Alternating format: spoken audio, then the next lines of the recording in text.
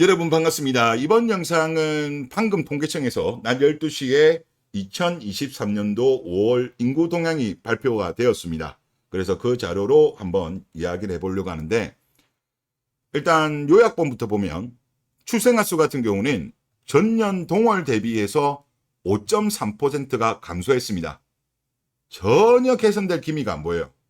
지금 대한민국에서 어떻게 보면 혼인 건수보다 사실 중요한 거는 출생아 수거든요.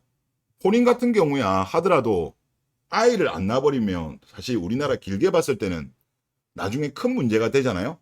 근데 일단은 출생아 수는 하락이 계속적으로 이어지고 있다. 안타까운 상황이고, 사망자 수 같은 경우는 0.2% 전년 동월 대비해서 증가를 했습니다.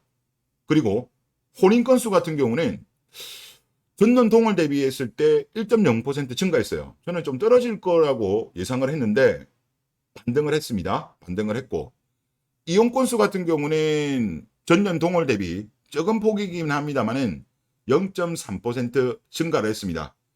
어떻게 본다면 지금 혼인이 계속적으로 줄어든 거를 감안하면 일단 전년 동월 대비해서는 계속적으로 이용 건수 같은 경우도 계속 늘어나고 있는 거는, 이거는 지금 우리나라가 혼인도 많이 안 하지만 그 와중에 이혼은 늘어나고 있는 좋은 신호는 아니다. 그렇게 볼 수 있겠고요. 그리고 자연 증가로 본다면 자연 증가는 이제 출생아 수 빼기 사망자 수인데 9,970명입니다. 거의 뭐 한 달임에도 불구하고 10,000명 정도 어마어마하게 줄었다. 그렇게 볼 수 있겠고요.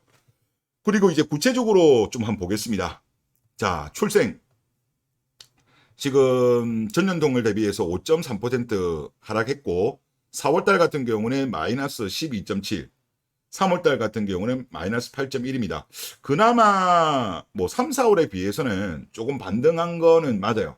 반등했지만 여전히 하락세는 이어지고 있는 거라고 보면 될 것 같고, 그러면 1월부터 5월까지 누적을 했을 때 마이너스 7.2가 지금 줄어든 거예요.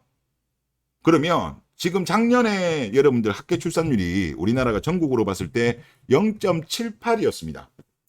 0.78이었고, 만약에 1월달부터 5월달 정도 줄어든 게 만약에 12월달까지 이어져서 마이너스 7.2 정도가 줄어든다라고 가정을 하면 얼마 정도의 학계 출산율이 예측이 되냐고 하면, 그러면 0.78 곱하기 0.928로 하면 0.723 정도 나옵니다.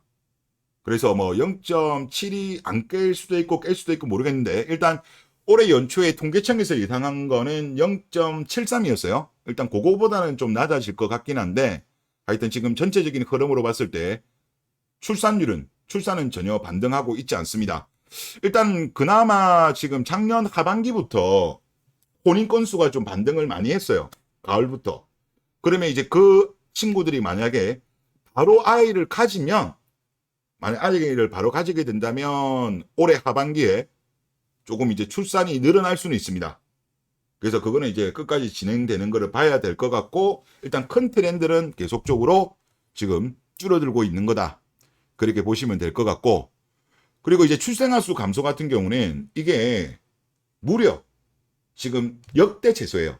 이번 5월달께 역대 최소의 출생아 수이고, 그리고 이렇게 하락하게 된 게 7년 6개월 연속 감소입니다. 그러면 90개월이에요. 90개월. 어마어마한 거죠. 출생아 수가 90개월 연속 감소한다는 게 참 힘든 일인데, 그 힘든 거를 대한민국이 해내고 있습니다. 그리고 지금 보면 인구 같은 경우도 우리나라가 지금 인구 정점을 찍은 게 2020년도에요. 2020년도에 정점을 찍고 이제 계속적으로 우리가 자연 감소하고 있는데, 이게 지금 43개월째 이어지고 있다. 그렇게 보시면 될 것 같고, 자, 그리고 이제 사망 같은 경우를 보면 지금 5월달 같은 경우는 지금 좀 반등 0.2 정도입니다. 그러니까 사망자 수가 는 거죠. 는 건데, 이거를 쭉 보다 보면 2022년도 요때 이제 코로나가 한참 심했을 때 이때 사망자 수가 많아요. 이제 요거를 빼고 5월 달만 쭉 했을 때는 역대 최저의 사망자 수입니다. 사망자 수가 이제 늘어나고 있고, 아마 이제 코로나 같은 그런 특별한 현상이 발생하지 않으면 하여튼 이 흐름은 계속적으로 이어질 가능성이 높고, 그러면 이제 자연 증가, 우리나라 전체 인구랑 관계 있는 거죠. 그리고 이거 같은 경우는 뭐 생산 가능 인구라든가 경제 활동 인구라든가 이런 거를 종합적으로 하다 보니까 대한민국의 어떤 전체적인 GDP에도 영향을 미치는 건데, 지금 이것도 좀 심각하게 흘러갑니다. 지금 인구빨이라는 것도 국가에 있어서는 무시 못 하는데, 코로나가 한참 심했을 때는 이제 뭐 2만 명 넘었을 때도 있고, 이제 2022년 4월달 같은 경우는 한 15,000명 가까이도 나왔는데, 일단 그 이후로는 조금 보면 10,000명 이하로 들어왔습니다. 2022년도 그렇고 2023년도 지금 보면 이제 그 안으로 들어오긴 했습니다만은, 지금 2월달부터 다시 자연 감소가 늘어나고 있습니다. 그러니까 7,400, 7,700, 9,000, 9,900.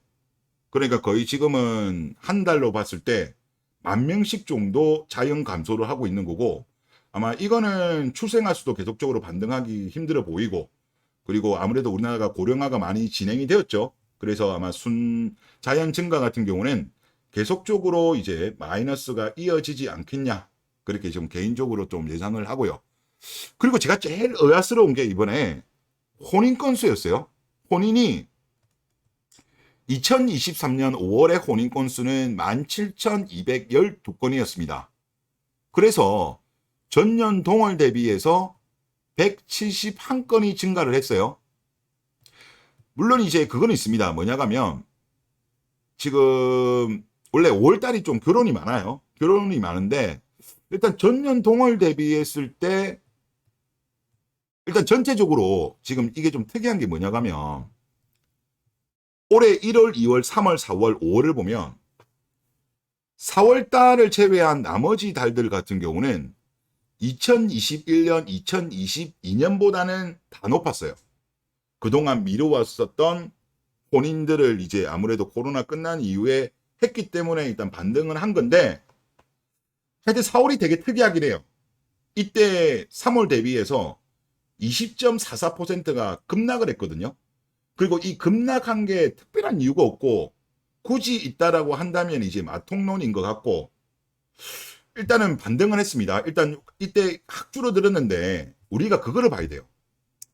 자, 1월달, 2월달, 3월달 같은 경우는 보시면 그래도 2021년하고 2022년보다는 제법 높습니다. 2023년이.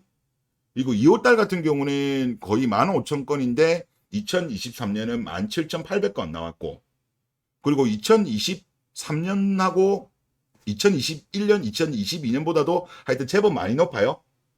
그런데 이번 달 같은 경우는 보면 물론 전월 대비해서는 많이 반등했어요. 전월 대비해서 얼만큼 반등했냐고 하면 한번 계산을 해보겠습니다. 지금 17, 자 그러면 14, 17, 2, 1, 1 나누기 14, 4, 7로 하면 18.90% 반등했어요. 그래서 전월 대비하면 많이 반등을 했지만 전년 동월 대비했을 때, 그러면 2021년이나 2022년과 비교해 봤을 때는 거의 똑같아요. 거의 똑같다 보니까 아까 말했죠. 1.0밖에 반등을 못한 거예요.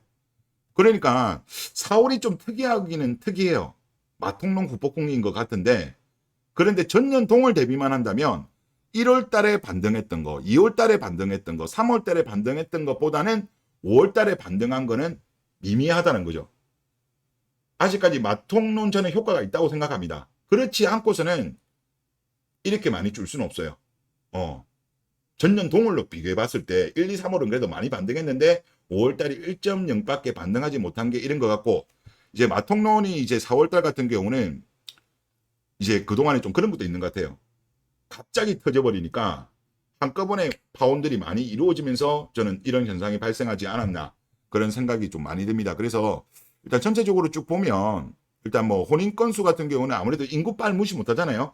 1990년대생이 많기 때문에 사실 어떻게 보면 대한민국에서도 기대하는 게 1990년대생이 좀 인구가 많기 때문에 이들이 혼인을 많이 하고 이들이 아이를 낳아서 출산율을 반등하기를 정부에서는 기대하는 건데, 혼인 건수는 조금 반등을 하고 있지만 코로나로 인한 그 기저효과도 물론 있습니다만은 출생아 수는 혼인을 한다고 무조건 아이를 낳는 건 아니잖아요. 그리고 아이를 가지려고 하더라도 워낙 늦게 결혼함에 따라서 아이를 출산하지 못하는 경우도 많이 발생하니까 우리나라로 길게 봤을 때는 혼인 건수가 중요한 게 아니고 출생 건수인데 출생 건수는 전혀 반등하는 모습을 못 보여주고 있는 어메이징 대한민국이다. 그런 생각이 많이 듭니다. 네, 이번 영상 여기서 마치겠습니다. 감사합니다.